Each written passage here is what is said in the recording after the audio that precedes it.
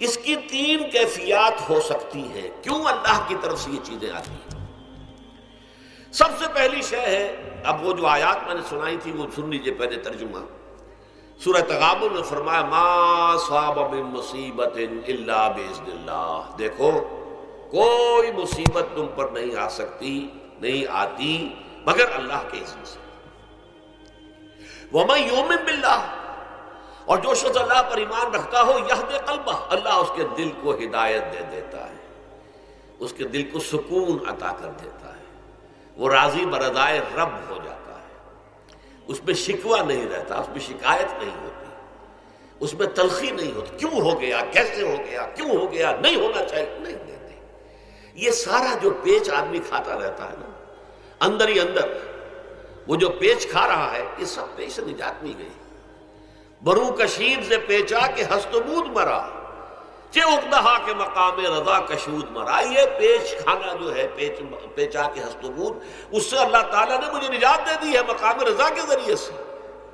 کتنے بڑے بڑے عقدے میرے حل ہو گئے اس مقام رضا سے. چے اقدہا کہ مقام رضا کشود میرا، میرے تو بہت سے عقدے اس سے حل ہو گئے. لیکن اب اس کو تین حصوں میں تقسیم کیجیے. پہلی بات یہ کہ یہ اللہ کی طرف سے آزمائش کے طور پر آتی ہے. آزمائش، میرا بندہ اس پر صبر کرتا ہے یا نہیں، یا میرے خلاف بکواس کرنے پر آمادہ ہو جاتا ہے. اللہ تو ایسا ہے، اللہ نے تو ہم پر کبھی کرم کیا ہی نہیں ہے، اللہ تو ظالم ہے، معاذ اللہ معاذ اللہ معاذ اللہ. کہیں ایسا تو نہیں، میرا بندہ جو ہے تکلیف کو جھیلتا ہے میری وجہ سے، یہ سمجھ کے کہ اللہ کی طرف سے آئی. یہ سب جو ہے یہ بہت بڑی کامیابی ہے اگر انسان کو حاصل ہو جائے. اور اس صبر کے نتیجے میں دو اور باتیں پیدا ہوتی ہیں. پہلی بات یہ ہوتی ہے کہ یہ امتحان کا نتیجہ کیا نکلتا ہے کہ آپ نے ایک امتحان پاس کیا تو آپ کے اگلے درجے میں ترقی ہو جاتی ہے. 5ویں کا امتحان پاس کر لیا نا تو 6ٹھی میں جائیں گے. اب 6ٹھی کا امتحان پاس کریں گے تو 7ویں میں جائیں گے. 7ویں کا پاس کریں گے تو 8ویں میں. درجہ بدرجہ انسان کی دینی، ایمانی اور روحانی ترقی کا ذریعہ یہ آزمائش میں. جتنا اس میں صبر ہوگا، جتنا اس میں تسلیم و رضا جو ہے آپ حاصل کرتے جائیں گے تو آپ کے درجے بلند ہوتے چلے جائیں گے. آپ کا امتحان کڑے سے کڑا آئے گا، بڑے سے بڑا آئے گا، مشکل سے مشکل تر آئے گا. ایک وقت میں MA کا امتحان بھی آپ کو دینا ہوگا.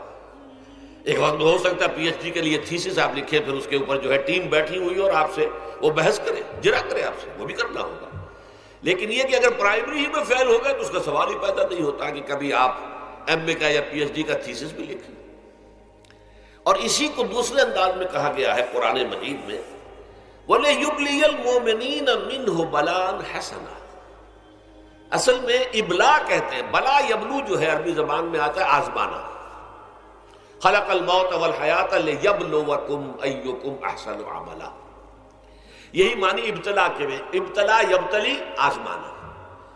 ابلا یبلی جو آتا ہے باب افعال سے، اس میں آتا ہے کسی کو کسی تکلیف میں ڈال کر اس کو نکھارنا، کہ اس کا جوہر نکھر جائے، اس کے اندر جو خیر ہے وہ اور چمک جائے، لوگوں کو بھی معلوم ہو جائے کہ یہ شخص اس مقام کا اہل ہے، اس کے اندر یہ صلاحیت ہے، اس میں یہ قوت موجود ہے.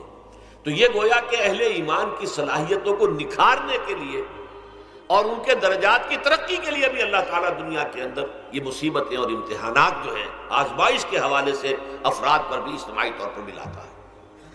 اور ایک اس کا اور بھی ہے، اہل ایمان پر اس طرح کی ابتلا و آزمائش کی ایک نوعیت اور بھی ہے، اور وہ یہ ہے کہ جو بھی آپ سے غیر ارادی طور پر یا یہ کہ آپ نے کوئی گناہ ارادی طور پر بھی کر لیا، اللہ تعالیٰ اس کی سزا اسی دنیا میں دے کر آخرت کی سزا سے محفوظ کر دے. گویا کہ اس سے بڑا خیر کیا ہوگا؟ یہاں کی سزا کیا ہے؟ جھیل لیا آپ نے، بخار آ گیا، ٹانگ ٹوٹ گئی، چلیے 3 مہینے آپ بستر پر پڑے رہے نا، اور کیا ہوا؟ کچھ نہیں. لیکن یہ کہ آخرت کی سزا ملتی بہت عظیم ہوتی ہے. لہذا کفارہ بناتا ہے اللہ تعالیٰ گناہ، ان جو بھی گناہ ہو گئے ہیں، غلطیاں ہو گئی ہیں، ان کا کفارہ اللہ تعالیٰ بندہ مومن کے لیے. حضور کی ایک حدیث ہے، اس کا متن مجھے اس وقت یاد نہیں ہے، کہ مومن کا معاملہ عجیب ہے، اسے کوئی تکلیف پہنچتی ہے صبر کرتا ہے، وہ اس کے گناہوں کا کفارہ بن جاتا ہے، اور اگر کوئی خوبی ملتی ہے تو اللہ تعالیٰ کا شکر ادا کرتا ہے، اس کے درجات بلند ہو جاتے ہیں. تو یہ معاملہ جو ہے اللہ تعالیٰ کی طرف سے بندہ مومن کے حق میں خیر کہ در حقیقت اس کے ان گناہوں کی پاداش کہ جو اس نے یہاں کر لیے ہیں یہی دنیا میں دے کر دھو دیا جائے، پاک کر دیا جائے۔ جیسے آپ کو معلوم ہے دھوبی جو ہے کپڑے کو بھٹی میں چڑھاتا ہے، گرم پانی میں ڈالتا ہے کہ ڈالتا ہے تاکہ اس کا میل نکلے، اس کے آگے پٹختا بھی ہے ذرا اس کو تاکہ وہ میل اچھی طرح چھٹ جائے اس سے۔ اسی طرح اگر دنیا میں ہمارے میل چھٹ جائیں، دنیا میں اگر ہمارے گناہ دھل جائیں تو یہ بڑے نفع کا سودا ہے، بڑے نفع کا سودا ہے، بڑے نفع کا سودا ہے۔ اس اعتبار سے آپ غور کیجئے کہ اگر یہ حقائق ہمارے سامنے رہے تو کیا کوئی تکلیف دنیا کی ہمیں بھاری محسوس ہوگی؟